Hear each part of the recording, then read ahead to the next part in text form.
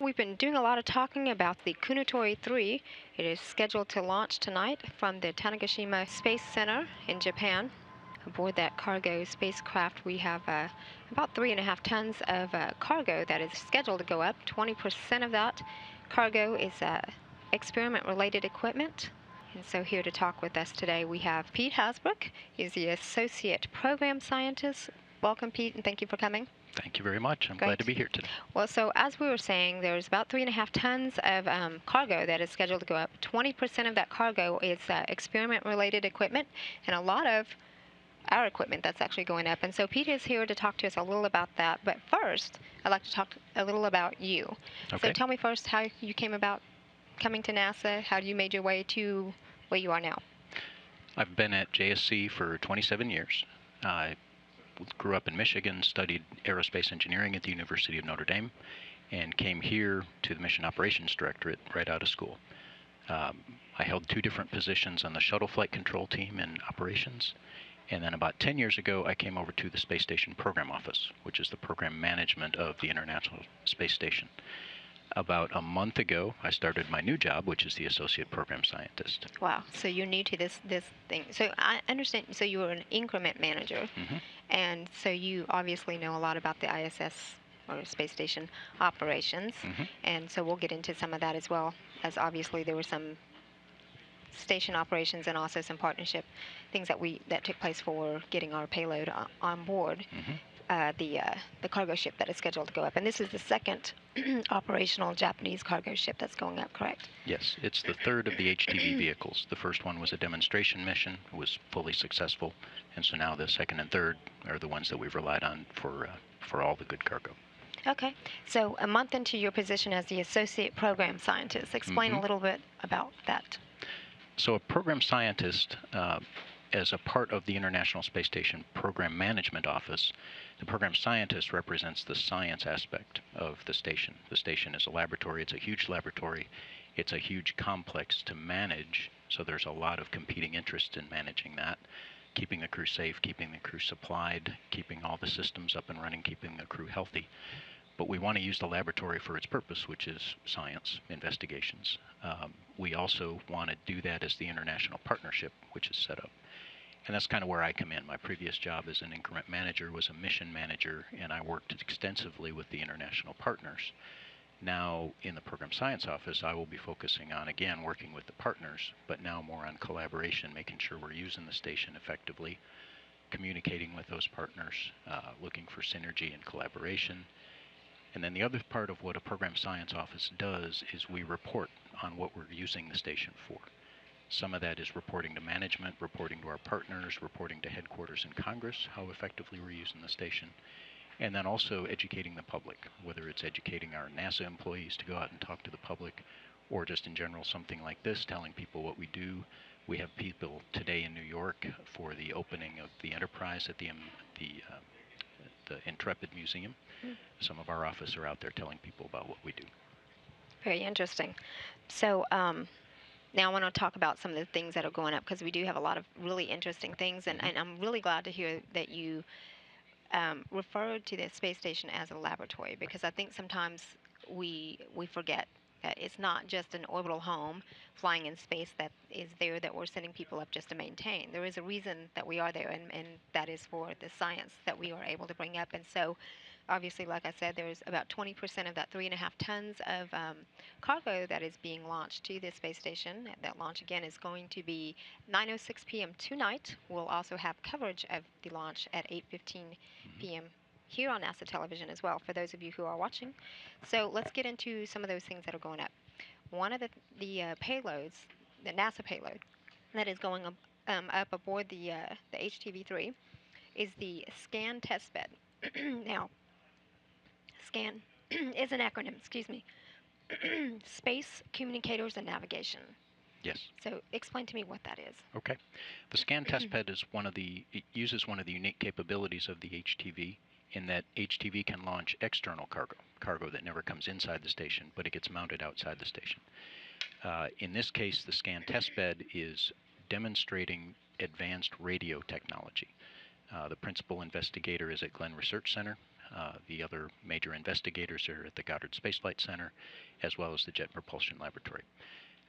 It's in demonstrating new communication methods, for instance, the software-designed radios.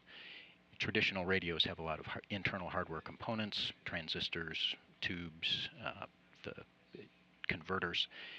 This new technology uses computers more, uses modems, and it's a reconfigurable radio in a sense that you can launch it on a spacecraft, let's say, and then if something changes, like you can reduce the power level because you don't need as much power, you can do that through your commanding. You don't have to bring the radio back to the ground.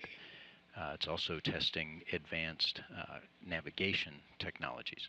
And the scan testbed is going to be removed by the robotic arms on the station, and it will be transferred up to an external location on the station. So it can see satellites, communicates in several different wavelengths. Okay. Okay, great. Well, so I think one of the benefits you mentioned was the fact that, so basically we can fly that piece of hardware there, but then we don't have to keep bringing it back and forth. And so essentially it's just a software swap out, correct? It's using new hardware. It's demonstrating how that hardware can be commanded from the ground, change the software inside that hardware. Another advantage of using the station, you could launch this hardware on pretty much any satellite that's going around the Earth and test it. But the station is there. It's a national laboratory, so it's an opportunity for us to take equipment to our laboratory and demonstrate it. Okay, very good. Interesting.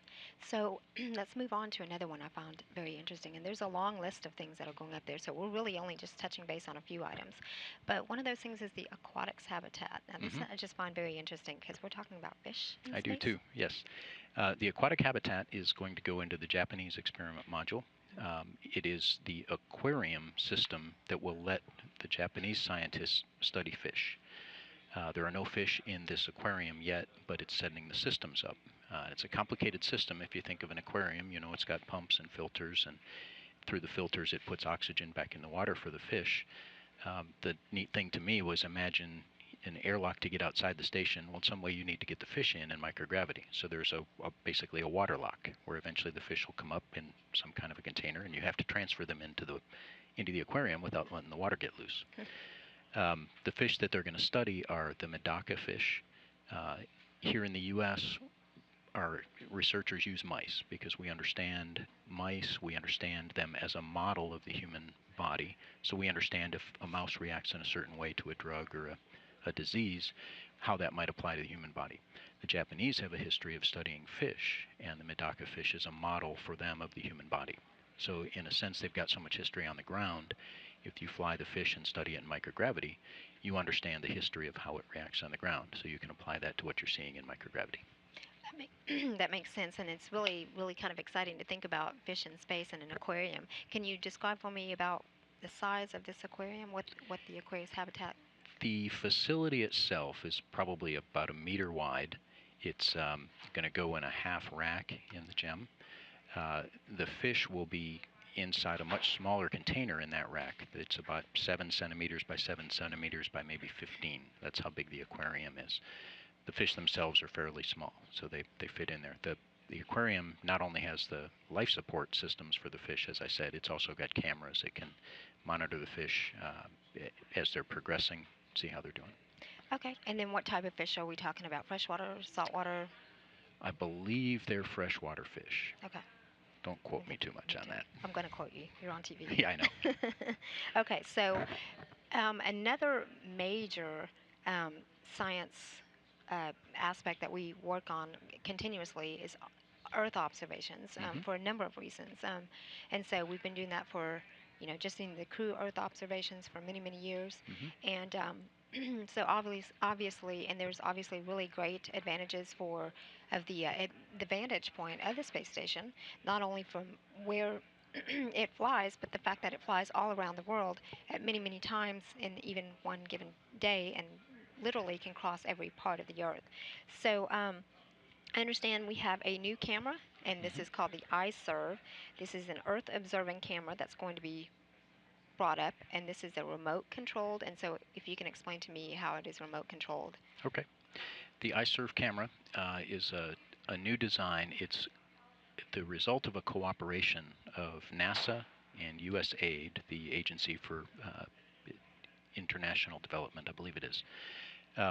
The idea is that we want to use satellite and spacecraft technology to the data that comes from those, pictures of the Earth, rainfall, and get that out to governments. And in this case, one of the major users is the Surveyor Network in what they call Mesoamerica, so Central America and the Caribbean. Countries that don't have access a lot of times to space-based data, but are affected quite a bit, whether it's earthquakes or rain or flooding or hurricanes. And the idea here is let's use the station's capability and our imagery to get that out to these governments so they can see what's going on in their countries and their countryside and make decisions about how to respond to disasters or potential disasters. The station has a great window in the laboratory. It's an optical quality large window, and we're going to use it with this new camera. This camera is really a digital camera looking down the barrel of a bigger telescope, about an 8-inch telescope. This telescope is on gimbals, so the ground can command it to one side or the other of the ground track. The program will know when we're going over various parts of the Earth, and if there's something that the ground wants to see, they can set it up to take pictures of specifically the area and then share that. Okay, and so it would only require, as far as crew time, just to activate it, or is it all automatic? Basically, to initially set it up, set it within the window, set up the computers. It's controlled by a laptop computer, so it's a very small footprint. Once the crew sets it up, the ground will be able to monitor it. The ground will be able to predict it. The ground will be able to command it to change and take the pictures and downlink the pictures. That's very efficient. Mm-hmm. So, and again, those photographs that are taken of the Earth are not only beautiful to look at, but they actually do serve a purpose for, some research that we are doing here to help understand. And obviously, in those development countries where they don't have the capability of being able to, study those, and especially that they are hit with things like hurricanes and tsunamis and, Mm-hmm. wildfires and that sort of thing. Not only from a disaster standpoint, but also from an environmental changes part, correct? Yes, yes. So these cameras can take a history of the ground areas that they're looking at, whether it's a seasonal history or years in the making history, see how things are changing. You can use that to say this area needs more fertilizer, this area is at risk of mudslides. So it's a good way to use the technology. Another benefit of the station is it's at relatively low altitude. So the pictures are closer to the ground. We can get better resolution. Better. Very good. That's interesting. So now another one, and this is kind of a fun one, I think, is Mm-hmm. the YouTube Space Lab. Yes. Tell me a little about what that is. As we know, I'm new to this office and I've just been learning about it, but in the last couple of days, as I've looked into the YouTube Space Lab competition, I'm really impressed with what they've done. This is what we call an educational outreach, public outreach activity. It was sponsored through YouTube and public sponsors, and the target is kids in, let's say, middle school, high school. There were two age ranges, 14 to 16 and 16 to 18. And it was to get into this competition, the idea was pick something in physics or in biology and propose an experiment to be done on the International Space Station. And to do that, you had to submit a 2-minute video of yourself, introducing yourself, what your concept was, what your hypothesis was, how you would test it, and how would you use your results. They had something like 2,000 entries. They've had millions of views on this YouTube website. So they narrowed it down to about 60, I think, finalists, and part of the voting to select the final was through the public voting on the YouTube website. They narrowed it down. The two finalists are having their experiment launch on the HTV, and it will be operated by the crew. And the neat thing that I saw as well, Sunny Williams was the one who announced the winners. I think it was last December or January. She's on board now. She will be the one executing the experiments. There were two individuals that won. One was a set from Michigan, my home state. Two young ladies that proposed a biology experiment. They saw that results of previous research that said salmonella gets more virulent on station in microgravity, meaning that it's more effective, and in that case, it's more dangerous to you. Well, they thought, we know of an antifungal, let's fly that. And the premise is if it works this well on the Earth, maybe in microgravity it does an even better job. And we care long term about fungus on ISS. You get mold on walls, it's a bad thing. It can deteriorate your walls, your metals on board. So they proposed this experiment. It's got what we call controls on the ground. They're going to monitor how the fungicide reacts on the ground, and then see how it reacts after having flown in space. Wow, I'm always amazed when we have some of these educational type research projects that are going up, because there are a lot of smart kiddos out there, let's face it. And it's really neat that we're able to send that up there. And, you know, it's in the end, what we learn from that in turn helps us as well. I think we may have the website here, but if you go search on YouTube, we do. It's at that website again is at www.youtube.com/spacelab. So you can go and look at all the videos that they have there and the contest. And I know there are some a couple of Q&A, scientific Q&A videos there as well. So have a visit and check that out. And now I want to talk about, so like I said, we have a huge list of things that are going up, and that's, I mean, really good, because again, like you said, space station is a lab, and that is what it is. So like I said, 3.5 tons of cargo is going up aboard the Kounotori3, again, the second operational cargo ship from Japan. So I want to talk a little about the space station operations and that the international partnership. Okay. How we get this stuff to Japan and on that spacecraft and up to the space station. How do we work with our international partner? We first off, we need to decide what we're going to fly, and we have projections on how much food the crew eats, what they're going to need to wear, how much medical equipment they need. We also have an extensive process of looking into the future and what science will be ready to fly, what science we need to fly in that time frame, what the crew will be trained for. So there's a process to look at all that and divide up the cargo allocation among the crew supplies, among the emergency and maintenance supplies, and then especially we want to get as much utilization or research hardware on board as we can. So once we've defined that, we know what hardware needs to fly. There's a manifesting process, as we call it, that says this is how much it weighs, how big it is, this is when it can be delivered. There's a lot of folks that work with the scheduling and delivering the hardware, making sure it's safe, making sure it's packaged correctly. That then is delivered, in our case here at JSC, and then it's shipped over to Japan and turned over to the Japanese to load into the vehicle. Okay. And how far in advance did they send our cargo to Japan, and for the loading? How long did that take? Do you know?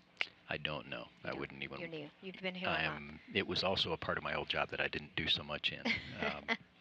Well, that's okay. We won't hold you to it. Okay. So again, we have another website you can go to learn more about these things that we talked about and the rest of that list. If you go to www.nasa.gov/mission_station pages/station research. Now, the easy way to go there is www.nasa.gov/station.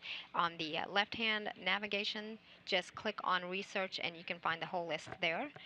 You can search it by experiment name, alphabetically, you name it. We have a couple areas, if I can interrupt. We have areas specifically for researchers. For if you have an experiment that you want to fly on the space station, there's a section for researchers. There's a section for teachers, for educators, how we can get NASA projects into your classroom. And then for students or for kids, there's another section that say, I have an idea for something I want to fly on space station. There's a section for them on there. Great. Thank you so much. And also, if you want to follow along, yes, please. More of the research, go to Twitter, twitter.com/ISS_research. I'm sorry, not slash, it's just ISS_research on Twitter. You can learn everything that's going on. The newest updates will be there. And thank you so much, Pete, for coming. And again, we all look forward to the third space cargo spacecraft from Japan launching tonight at 9:06 p.m. Central Time. And we will have live coverage for you here on NASA television at 8:15 p.m. Central Time, 9:15 p.m. Eastern Time, and then that cargo spacecraft will then dock to the space station with all this good stuff aboard on the following Friday on July 27th. This is Mission Control Houston.